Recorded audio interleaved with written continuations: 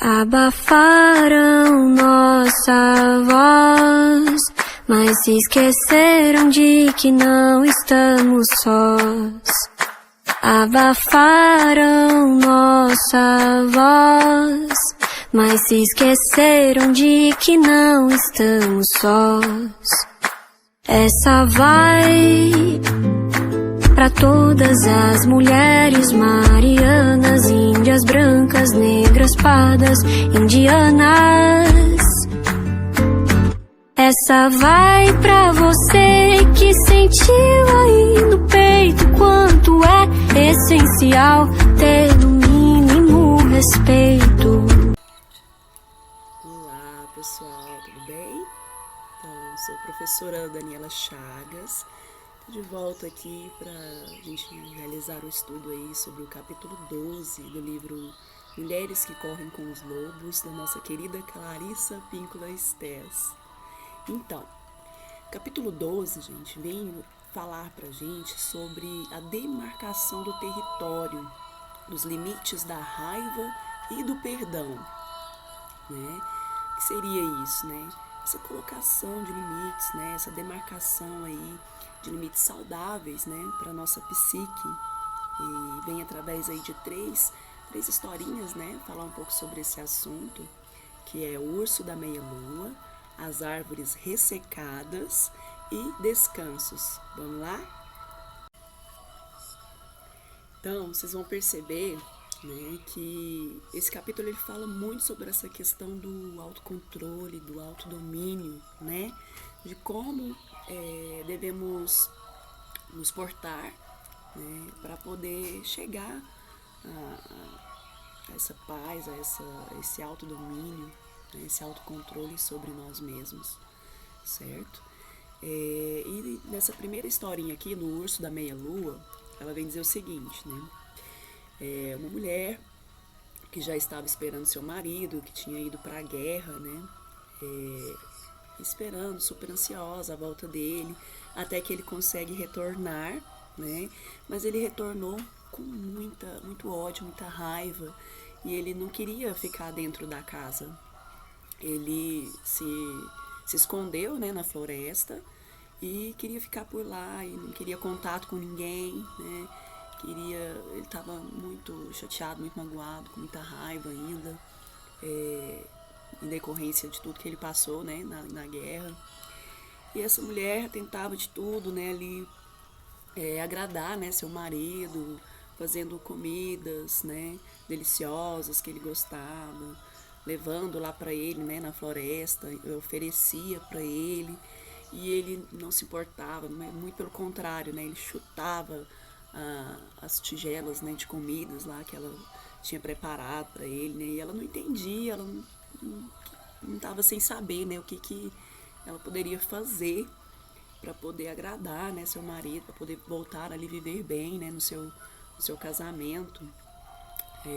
Foi até que ela teve uma ideia, né? Ela disse, poxa, vou procurar uma curandeira, né, que tem lá no alto da montanha, para ver se ela consegue me passar aí alguma ideia, o que eu posso estar fazendo para poder curar essa raiva, né, do meu marido. E vai ela subindo montanhas, né, acima, sempre agradecendo, né, a natureza, as árvores, né, por estar acolhendo ela ali na floresta. E ela até que chega lá nessa curandeira, né, e aí ela pede o auxílio, né, explica a situação para ela, e ela, eu tenho uma solução para você, né, e aí ela vai passar a solução para ela. Então, né, a curandeira disse para ela o que ela precisava fazer era conseguir ali um pelo branco na testa do urso da meia-lua. Ela já ficou meio assustada, né? Nossa, como que eu vou conseguir um cabelo aí de um urso, né? Selvagem, vai me matar, né? Mas ela estava muito interessada em ajudar o seu marido e também ajudar seu casamento, né? Resgatar lá seu casamento novamente. Então ela ficou animada e ela foi montanha acima, atrás desse pelo aí do urso para levar para a curandeira, para resolver seu problema, né? E lá vai ela, né, sobe lá, sempre agradecendo a floresta, né, com muita gratidão ali pelo acolhimento, né, e foi até chegar lá o local onde morava lá o urso, e ela ficou de longe lá observando, né, formulando estratégias, né, de como ela chegaria, né, porque ela não poderia ser impulsiva, né, então ela sempre ali formulando estratégias, né, ela levou algumas comidinhas, ela passou um tempo lá para domesticar, né, tentar domesticar o urso, ela colocava as comidinhas, né, e um certo dia, depois de uma semana mais ou menos que ela estava lá, né, observando o urso, ela resolveu aparecer, né, e ficou de frente para o urso e ele ficou na posição como se a fosse atacar, né, quem já viu um urso aí selvagem, né, quando na posição de atacar eles ficam ali em pé, né, e ela assustou, mas ela olhou bem nos olhos deles, encarou e falou o que ela estava precisando, né? Explicou a história dela pro urso, né? E ele ficou de certa forma ali com pena, né? E resolveu ceder, né? Ele abaixou a cabeça para ela, resolveu ali ceder o pelo para ela, né? Acho que talvez em troca ali de tudo que ela tinha feito por ele também, né? Pelas comidinhas, enfim. Ele resolveu ser camarada, né? E colaborar com ela. E ela pegou esse pelo e agradeceu, né? E foi-se embora. Né? Lá atrás da curandeira, né? Já super ansiosa lá, agora eu vou conseguir, né? Curar o meu marido. Daí chega ela, né? Toda lá, animada, né? Esperançosa, lá diante a curandeira. E com o pelinho ali, né? Colocou dentro do saquinho, levou super cuidado ali, né? Pra curandeira, levou, entregou aqui o pelo, né? Do urso da meia-lua. A curandeira ficou surpresa, né? Ela ter conseguido ali aquele pelo, né? Como será, né? Aí pergunta pra ela, né? Ah, então você conseguiu o pelo, né? Sim, sim, e agora como eu faço? Ela, curandeira, dê-me o pelo. Pega, né, ali, olha pro pelo e de repente taca ali na fogueira. Ela ficou espantada, né, olhando pra curandeira, né, poxa, um trabalho, pensou, né, um trabalho todo desse, ela me taca o pelo no fogo. A curandeira disse pra ela, não se espante, pra você conseguir alcançar o seu objetivo da cura, faça com seu marido justamente como você fez com o urso. É isso mesmo, pessoal. Essa historinha, né, tão simples, mas que traz esse conhecimento aí, né? Ela na íntegra, né, que ela disse aqui pra ela, né? Ela falou: "Você se lembra, né, de cada passo que deu para escalar a montanha?", né? Ela coloca aqui: "Você se lembra de cada do que viu, né, do que ouviu, do que sentiu?", né? Então, minha filha, diz ela, curandeira, né? Com um sorriso meigo, né? Volte para casa com seus novos conhecimentos e proceda da mesma forma com seu marido. É isso, gente. A questão do autodomínio, do autocontrole. Quando estamos bem conosco mesmo, né? Com a nossa psique, com a nossa consciência, né? Com os nossos objetivos, né?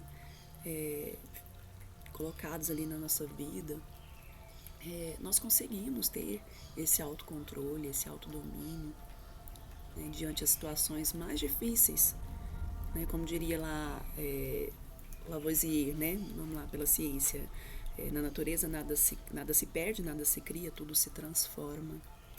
Então, esse poder de transformação, ele é natural, ele é da natureza e nós precisamos aprender, né, com a natureza a agir dessa forma também, né? Por mais que as coisas às vezes parecem difíceis, né? As situações parecem ali que não tem soluções, né? Mas tudo se transforma. Por mais que seja algo que você considera ali ruim, né? Um caos, a partir daquilo ali podem estar surgindo, né? Muitas bênçãos, muitas coisas positivas, né? As coisas ruins, elas estão aqui no mundo, né? É só pra gente poder aprender com elas. A gente não precisa ficar ali, ó, focado naquela situação ruim. A gente precisa pegar a essência ali, né, do que precisa ser aprendido, né, e bola pra frente. A gente precisa transformar essas situações ruins em aprendizado. Então, algo interessante de se frisar aqui também, né, essa questão da raiva legítima ali, né, às vezes é preciso, às vezes, colocar, né, essa raiva, esse sentimento, né, porque ficar ali fingindo que nada está acontecendo também, que você não está sentindo nada, isso não é benéfico, né, muito pelo contrário. Vai virando ali uma bola de neve, né, e cada vez essa raiva pode ir até aumentando, né. Então você precisa sentir, né, às vezes aqui aquela raiva, mas você precisa manter aquele controle e tentar entender, né, o que você precisa aprender com aquilo que você está sentindo, né. Aqui diz, né, a história do urso da meia-lua vem do Japão, né, onde viveu um grande príncipe e filósofo chamado Shotoku Taishi, na virada do século VI, né. Entre outras coisas, ele ensinou que o trabalho psíquico ele deve ser feito tanto no mundo interno quanto no mundo externo, né. Então, primeiro a gente tem que trabalhar dentro, né, não só ali fazer de conta que tá tudo bem, mas tem que trabalhar por dentro, né, esse sentimento, né. Mais do que isso, ele ainda pregou, né, que a tolerância que tem, né, que tem esse preparo ali para tolerância com todo ser humano, com todo animal, né, com toda emoção, enfim. Tem até essa frase que eu sublinhei, né, eu marquei aqui no livro, né, que traduz muito isso, né, que na vida selvagem a raiva ela não é um item, né, que é isolado. Ela é uma substância à espera ali dos nossos esforços transformadores, né? Então, não é por acaso que aparece ali aquela situação, que a gente realmente precisa aprender com aquela situação. Pessoal, e quem seria, né, essa curandeira, né? A gente pensa aí já logo nas histórias dos contos de fadas, já imagina ali uma senhora, enfim, né? Mas essa curandeira também é um arquétipo ali da nossa mente, onde todos nós somos capazes de resgatar, né? Essa curandeira somos nós, a nossa psique, quando busca ali a tranquilidade, né? Na procura ali de soluções criativas, né, para poder ali ultrapassar esses problemas, né, que nos trazem aí decepções, raiva, enfim, mágoa, tá? Como é que eu vou dizer? No budismo, né, existe uma ação uma ação de busca chamada Nibu, né, que significa entrar nas montanhas para alcançar a compreensão de si mesmo e para os laços com os deuses, né? Então ali é o autoconhecimento mesmo, né? Voltar para dentro de si, entender o seu sentimento e transmutar, né, esse sentimento. Outra frase aqui que fala no livro, também sublinhei sobre o budismo, né, que é: no budismo, erguer os véus é necessário para que a pessoa se ilumine. Então, para a gente poder mudar algo para melhor, a gente precisa saber o que está ruim ainda, né? Porque tem muitas pessoas que estão ali passando por situações e nem se deram conta de que aquilo ali não é legal para ela mesma, né? Então ela ainda não ergueu esses véus, ela não teve o contato com as suas sombras, vamos dizer assim, né? Então a gente precisa, para poder dissipar, né, essas sombras e trazer ali a luz, a iluminação para nossa mente, para nossa psique, é preciso ter o contato ali com essa sombra, né? Não dá para fugir dela. Você precisa sentir, né, esses seus momentos, né, sombrios ali para poder fazer essa reformulação. Senão você não consegue nem compreender, né, o que está acontecendo ali com você mesmo, né?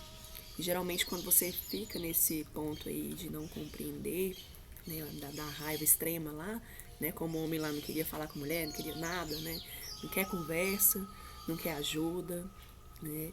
Então, quando você chega nesse extremo aí, você tá inconsciente, você não consegue nem trazer ações ali, né, para poder melhorar esse sentimento aí dentro de si.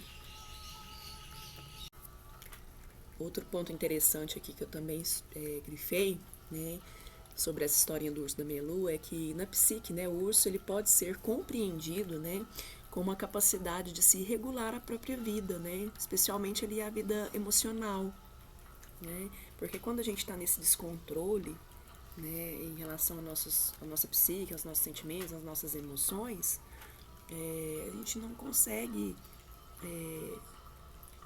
buscar, abrir caminhos ali para que as coisas possam ser melhoradas, né, para que as coisas possam entrar ali no eixo, né. Bem, só para fechar essa parte aí da historinha do urso da meia-lua, né, esse ponto aqui é super interessante, né, porque não adianta só também buscar, né, através de livros, conhecimentos, né, mas é preciso o quê? Praticar aquilo que você está buscando, que você tá, né, que você vê ali que é bom, que você está, o conhecimento que você está adquirindo, né. Aqui até coloca, né, para o Zen, o momento em que o pelo é jogado ali ao fogo, né, e a curandeira diz que as palavras simples, né, é considerado o momento ali da verdadeira iluminação, né. Observe ali que a iluminação, ela não ocorre na montanha, né, ela ocorre quando a incineração ali do pelo do urso da meia-lua, a projeção de uma cura mágica se desfaz, né, não existe uma mágica, precisa o quê? Ela coloca para ela, né? Então agora vai lá e pratica tudo isso aí que você conseguiu aí com o urso da meia-lua com o seu marido, né? Pois bem, pessoal, agora vamos falar aqui da historinha das árvores ressecadas, né? Que também é uma história aí de ira, né? Havia um homem ali, morava próximo ao deserto, né? Um temperamento super irascível, né? Ele era muito irado, muito bravo, muito nervoso, né? E isso tinha lhe custado ali muita perda de tempo, perda de amizades, né? Perda ali de bons amigos e de vários aspectos ali da sua vida, né? Então, um certo dia ele encontrou um velho, todo aos farrapos ali, considerado um homem sábio, e perguntou, né? Poxa, o que eu faço para poder... que o senhor poderia me dar uma solução para eu poder acabar com essa raiva minha, para eu me autocontrolar, né? Para eu conseguir esse controle, né, sobre essa raiva. E o velho recomendou para ele a seguinte ação. Ele falou, poxa, você vai em tal lugar ali onde tem aquele poço com aquelas árvores bastante ressecadas, né? E você vai começar ali a oferecer um pouquinho ali daquela água salobra lá para todo viajante que passar por lá, né? E assim fez um homem, né? Foi para lá, montou lá um acampamento próximo ali daquele poço, né, dessas árvores ressecadas, e começou ali toda vez a ajudar as pessoas, né, que passavam. Ele oferecia água, né? Até que um certo dia apareceu uma figura sombria lá, um cavaleiro, né, e desdenhou ele com a água, fez pouco caso, né, e ele ficou muito nervoso, muito irado, que ele matou o cara, foi pra cima, partiu e, né, ele não tinha controle sobre a raiva, então ele acabou ali matando. E aí ele ficou, né, super, nossa, preocupado, né, nossa, mais uma vez, por água abaixo, minha tentativa aí de acabar com essa ira. E aí, né, o que acontece? Um dia, de repente, né, surgiu outro cavaleiro, né, a grande velocidade, ele examinou ali o rosto do homem morto, né, que ele havia matado, e disse, graças a Alá, né, você matou o homem que estava indo assassinar o rei. Nesse momento, a água turva do oásis tornou-se límpida e doce, e as árvores ressecadas do oásis reverdeceram e irromperam em jubilosa floração. Então, interpretamos, né, este conto aí em termos simbólicos. Não se trata ali de uma história sobre assassinatos, né? Trata-se de uma lição para que Não liberemos a raiva indiscriminadamente, né? Mas na hora certa, né? Quando ela acontece ali, né, no momento certo, na hora certa, ela pode trazer benefícios, né, a partir daquilo ali. Né? Então, tem coisas que são benéficas, né? Mas, quando você está ali naquele intuito, né, da busca do autocontrole, você consegue esse quesito aí de liberar na hora certa. Principalmente as mulheres, né? Porque nós sabemos que somos dotadas aí muito, na maior parte, né? Todas as mulheres são dotadas ali de bastante intuição, né? Aqui tem uma parte que fala, né? A maioria das mulheres consegue sentir as alterações mais sutis no temperamento de uma outra pessoa.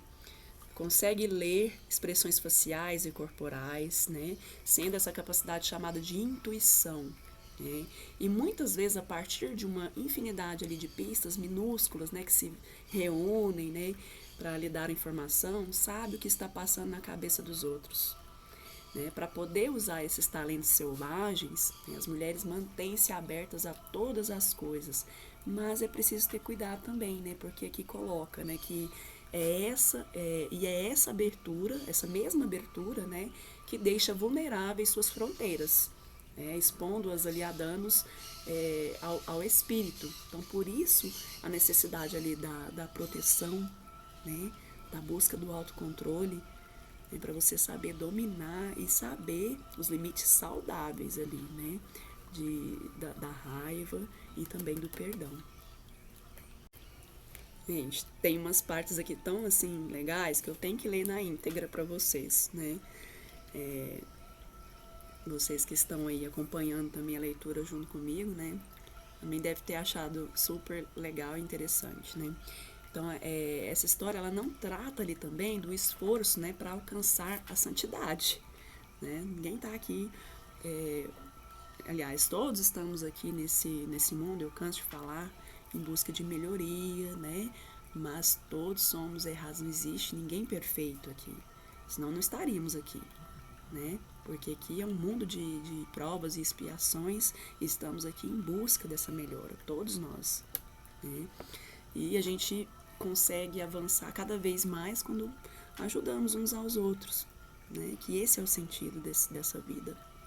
Então, olha só, essa história ela não trata do esforço para alcançar a santidade, ela trata de saber quando agir de um modo selvagem e integrado a maior parte do tempo. Né? Os lobos evitam os confrontos, né? Mas quando precisam fazer valer ali seu território, quando alguma coisa ou alguém os persegue constantemente, né? Ou os acua, eles têm seu próprio jeito vigoroso de explodir. Né? Isso acontece raramente, mas a capacidade de expressar essa raiva faz parte do seu repertório e deveria fazer parte do nosso também. Né? Então ali, ó, na sua psique instintiva, a mulher tem o poder, quando provocada, de se enfurecer com consciência, né? E isso realmente é algo poderoso. A raiva é um dos meios inatos de que ela dispõe para começar a criar e manter o equilíbrio, né, que lhes são caros. Tudo que ela realmente ama, né, é seu direito. E em certas horas e sob certas circunstâncias, é seu dever moral. E para finalizar o estudo de hoje, né, vamos falar aqui sobre a historinha dos descansos, né? O que seriam os descansos, né? Os descansos, gente, são símbolos, né, que registram uma morte, né? Bem ali, exatamente naquele ponto, a jornada de alguém pela vida afora foi interrompida inesperadamente. São aquelas cruzes. Quem já passou pela estrada aí, né, principalmente nas estradas, onde tem aquelas cruzes brancas, né, que a gente... aquilo ali quer dizer que uma pessoa morreu ali naquele local, né? Então é colocada aquela cruz para estar lembrando ali daquele acontecimento, né? Geralmente colocam uma cruz branca, colocam algumas flores, enfim, né? Fazem essa homenagem, né, à pessoa que morreu ali naquele lugar, né? Quem já teve a oportunidade de ver aí, eu quando viajo vejo bastante aí pelas estradas, né? Então, o que significa aqui, né? O que ela quer dizer? ela diz que todos nós, né, devemos ter consciência, né, desses descansos, né, criar eles na nossa psique também, né, pra gente estar sempre lembrando ali o que causou, né, alguma situação ali de morte, de decepção, né, de algo ruim na nossa vida, tá? Ela coloca aqui, né, porque ela, bem, né, principalmente nós mulheres, né, ela coloca aqui, né, antes de completarem 20 anos, né, as mulheres já morreram centenas de mortes, né, já passamos aí por tanta, a gente sabe que o mundo não é fácil, e principalmente para as mulheres, né, agora que estamos aí tentando aí conquistar, né, cada vez mais esse poder de liberdade, de igualdade, né, mas que não tá muito fácil, né, gente? Então, assim, muitos sonhos, muitas esperanças, antes da gente completar aí os 20 anos, já vão por água abaixo, né? E quem não concorda com isso é porque tá dormindo ainda, né? A mulher que ainda não concorda com isso aqui é porque ainda tá dormindo. Então, quando a gente acorda, né, para esse momento, para essa vida selvagem, né, e esse livro ele é maravilhoso, cada vez mais eu estou aprendendo muito com ele, né, trazendo para a prática também, né, como foi colocado aqui, não adianta só ler também, tem que trazer para a prática, né. Então, a gente precisa criar esses descansos, porque criar esses descansos significa o quê? Examinar a sua vida e marcar os pontos em que ocorreram as pequenas mortes, né? Onde aconteceram esses ferimentos, né? Então esse procedimento é colocado aqui pela autora, né? Que é importante para a gente poder realizar essa cura, né? Ela recomenda, né? Que ela coloca aqui, recomendo que você faça descansos, né? Que se sente com uma linha cronológica ali da sua vida e diga, né? Onde estão as cruzes, né? Onde estão os pontos ali que devem ser lembrados, que devem ser abençoados, né? Que devem ser curados, enfim, né? Porque ela coloca, né, que repisar, né, eventos traumatizantes, né, com alguma intensidade por um certo tempo é muito importante para essa cura, né? No entanto, todo ferimento acaba sendo suturado, podendo se curar com a formação de cicatrizes. É claro que vai ficar ali, às vezes, né, uma cicatriz, mas a cicatriz vai lembrar ali do processo, né, que você, de cura, né? Se cicatrizou é porque curou, né? Então, haverá cicatrizes para te lembrar ali da força, né, que você precisou ter para chegar ali no ponto, no nível dessa cura. Outro ponto interessante que ela coloca aqui sobre a raiva coletiva, né? E talvez as coisas não andem assim mais facilmente, né? Não evoluam, né, mais rapidamente, justamente por essa falta, né, dessa raiva coletiva, né? Porque as pessoas são muito voltadas só para o individual, né, preocupam ali só com seus próprios problemas, não estão ali muito a fim de ajudar a sociedade como um todo a avançar, né, ali. A raiva coletiva ela é bem utilizada como uma motivação para procurar oferecer apoio, para imaginar meios de forçar grupos ou indivíduos ali a um diálogo, né, ou para exigir prestações de contas, avanços, aperfeiçoamentos. Faz parte, né, da psique ali instintiva, saudável, ter profundas reações ao desrespeito, às ameaças, à ofensa, né? Trata-se de uma parte ali essencial e esperada do aprendizado sobre os mundos coletivos da alma e da psique, né? Quando coletivamente aprendermos ali, né, a delimitar esses espaços aí, né, da raiva, do perdão, coletivamente, nós vamos avançar mais rapidamente enquanto sociedade. E um ponto crucial aqui, né, pra gente, que diz quando a gente alcançou realmente essa cura interior, né, não só exterior, é através do perdão, né, onde que ela coloca aqui, né, às vezes as pessoas se confundem e pensam que estar presa a uma raiva ultrapassada, né, significa ali queixas e enfurecimentos, acessos de raiva e de atirar as coisas, né? Mas na maioria dos casos não é assim que funciona, né? Estar presa ali significa estar cansado o tempo todo, né? Como ela coloca aqui, ter uma grossa camada de cinismo, destruir a esperança, frustrar o novo, o promissor, né? Significa ter medo de perder antes de abrir a boca, significa chegar ao ponto de ebulição por dentro, deixando transparecer ou não, significa amargos silêncios defensivos, né? Significa sentir-se desamparada, né? Existe, porém, uma saída, e essa saída é o perdão, somente através do perdão, né? E ela até coloca aqui, né? Pense no seguinte: muitas pessoas têm dificuldade com o perdão, por quê? Porque eles ensinaram que ele é um ato único, a ser concluído de uma vez só, né? E não é assim que acontece, gente. Isso não é correto, né? O perdão, ele tem muitas camadas, muitas estações, né?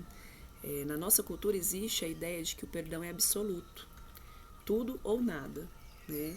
Também nos ensinaram que perdoar significa fechar os olhos, agir como se nada tivesse acontecido. Não, não, não, não é isso, né?